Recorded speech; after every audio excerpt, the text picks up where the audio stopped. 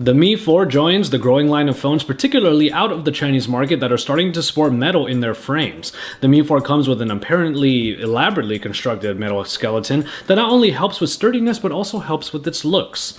Even the buttons on the right side of the phone are metallic, and this time around you're getting the easy-to-reach power button that is now beneath the volume rockers. Follow the line around the phone and you'll see clean elements that include the headphone jack up top, the micro USB charging port on the bottom, and a speaker that is also on the bottom.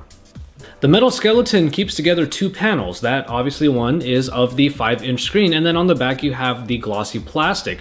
Now speaking of the 5-inch screen, you do have a pretty respectable bezel all around. It's really not all that big, and really it gives the phone an even better factor of slenderness.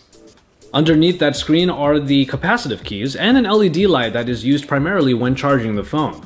Jump around to the back and the glossy plastic takes on a white color in this version I have, and despite its simple outlook, the feel of glossy plastic still tends to lend itself to some slippage. Now, handling the 5-inch form factor is a breeze compared to other phones, especially the ones coming from the Chinese market, that have at least a ½ inch more diagonally. Getting around with one hand is far from difficult, and the flat sides of the metal frame make it very easy to grip. You really do get the sense that this is a sturdy phone, which is a common conception when you think of a metal device. Sure, it might look like a couple of other phones out there, but honestly, when they happen to make the phone look this good, we're not going to complain. While there are certainly no problems with this 1080p 5-inch display that has 441 pixels per inch, these are numbers that we've grown accustomed to seeing anyway throughout screens of this size and caliber. Colors are quite vibrant and the contrast allows for some deep blacks, making the viewing or even the gaming experiences as good as they should be on a flagship device. The viewing angles are also quite good too, with the image losing fidelity only at angles that are steeper than what practicality dictates. And if you look closely around the screen, you will see a small black line that frames the image, somewhat adding to the overall bezel size. Now, it's not a big deal by any means and is not a big offender as we've seen on other displays, but it is something that I thought would be worth noting. But underneath that enjoyable display is also the processing power that we've come to expect from a flagship like this. The Snapdragon 801 and the Adreno 330 backed by 3 GB of RAM. It's certainly the kind of power that you would need in order to do everything from working and playing. Play in particular was pretty dang fun on this device, as I had little to no slowdowns and even highly intensive games. One particular game that I got sucked into, Shadow Fight 2, showed off the contrast possible on this display as well as never quite slowing down. This version of the phone only connects to HSDPA networks, making the internet experience less than ideal for Western audiences. While that is something I've certainly had to contend with in the past, I've unfortunately had plenty of connection issues and haven't been able to use mobile networks consistently. As I said before, however, Xiaomi is trying to reach more audiences, and thus a version made for 4G and Western networks is upcoming, which is great. Phone calls came in loud and clear, and the same could mostly be said about the speaker on the bottom of the device. When playing clear music and playing high-caliber games, the sound actually comes through quite loud, which is a big plus in the media department. And finally, the issue of network connectivity on the Mi 4 did make it kind of tough for me to create some real battery metrics for you, so I'll just give you my experience. One thing I will tell you is that the standby time is actually really great. I had the phone sitting for quite a while, and it really made no dent in the longevity of the phone overall. I did do one specific test using a looped season of a television show at half brightness and volume. While it died before I could get a screenshot of the battery usage, it definitely took at least 8 hours to reach single digits. We then move on to the camera, which is mostly a standard affair, and another example of Xiaomi ticking off all the right boxes on the Mi 4. 13 megapixels are what you get in the rear-facing camera, with a very impressive 8 megapixels packed into the front-facing camera. The interface is pretty simplistic and can be changed from simple to advanced, which does add some settings, but mostly removes the icon labels.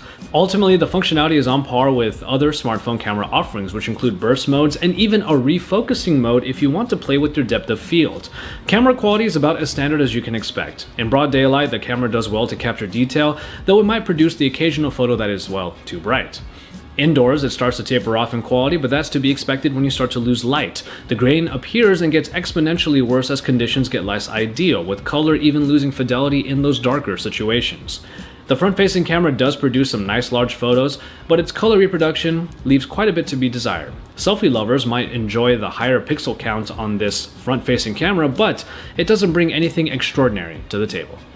In the MIUI operating system, we have Android in what I could call a hybrid fashion.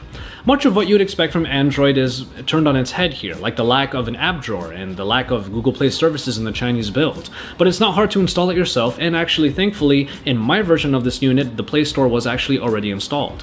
Bubbly icons are par for the course here, all sprawled out on home screens that will only be organized by your will and use of folders. Due diligence is thus needed here, but you will be able to make a clean interface with some effort. After that, the menus take on the same simplistic but attractive style, and just about everything moves in some sort of interesting fashion via some lovely transitions.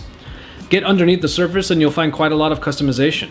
A powerful theme engine gives you a slew of new themes and options to get away from the norm. The notification dropdown can be customized to a good amount to show icons and rows or grids, or even show certain information like your current bandwidth speed. The capacitive keys can be further used for long press functions as well. Xiaomi's own apps are all still in Chinese, making them impossible for anyone who can't read it. While I didn't have too much trouble with the applications I installed on there, I did see the Google Play Store crash on more than a few occasions. At the very least, you can't say that the MIUI isn't always improving. Updates are available on a weekly basis, and might be a mixed blessing because of how frequent they'll notify you of that. And in the end, the Xiaomi Mi 4 is another example of a point I posited not too long ago, that if the Chinese market for smartphones is trying to break free and show us what it's really made of here on the other side of the world, then examples like the Mi 4 serve as signs that they are definitely succeeding. What you get here is a package that is easy on the eyes and easy to use thanks to the somewhat controversial take on Android called MIUI.